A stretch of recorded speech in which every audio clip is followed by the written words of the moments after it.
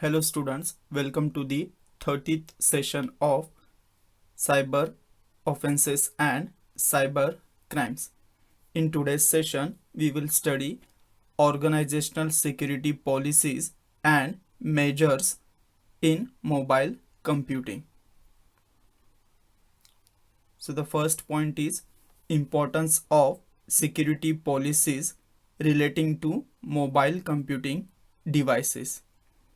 Nowadays, we are storing more types of confidential information on mobile devices, and also we listen to music using mobile devices.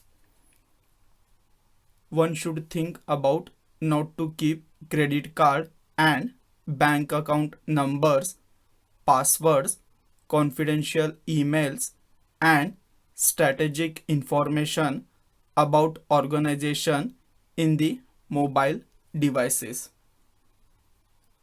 Imagine the business impact if an employee's USB pluggable device or laptop was lost or stolen, revealing sensitive customer data such as credit reports, social security numbers, and contact information.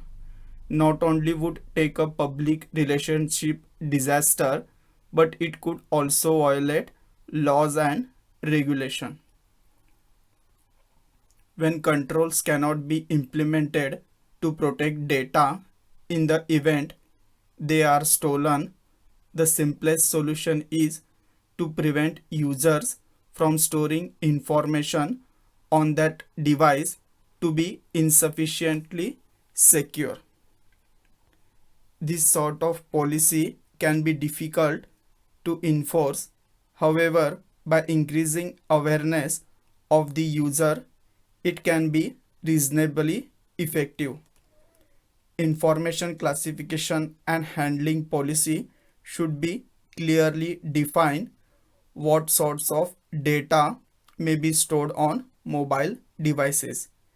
In the absence of other controls, simply not storing confidential data on at-risk platforms will reduce the risk of theft or loss.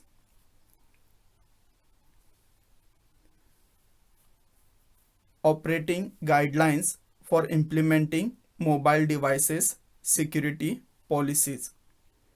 The ideal solution would be to avoid storing confidential data on mobile devices, but this may not always be possible.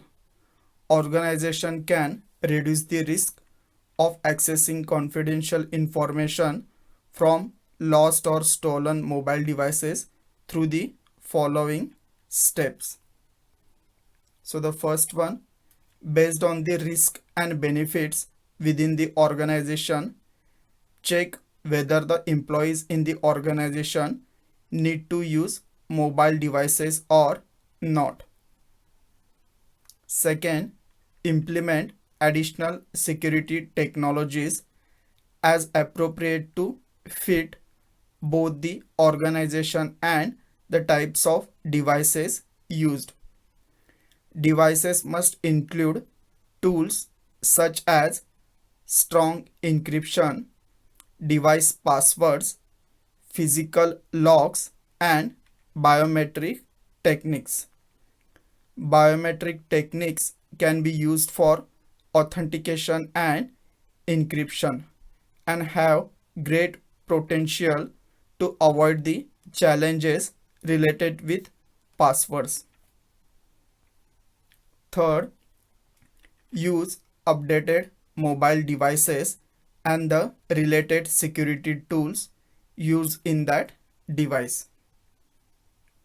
Fourth one, develop a specific framework for using mobile devices, including guidelines for data synchronizing, the use of firewalls and anti-malware software, and the type of information that can be stored on devices.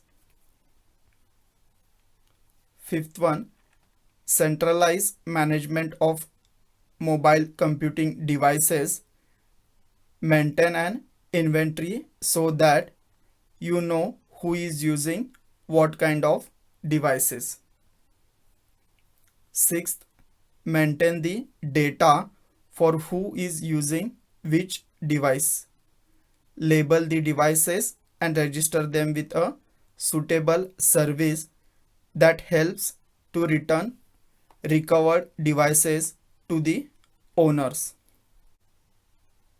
Seventh, establish procedures to disable remote access for any mobile devices reported as lost or stolen. Many devices allow the user to store username and passwords for website portals, which could allow a thief to access even more information than on the device itself. Eighth one, remove data from computing devices that are not in use or before reassigning those devices to new users. Ninth one, provide education and awareness training to the person using mobile devices. People cannot be expected to appropriately secure their information if they have not been told how to secure their devices. The third point, organizational policies for mobile handheld devices. The first step in securing mobile devices is creating company policies that address the unique issues this device raises. Such questions include what an employee should do if a device is lost or stolen.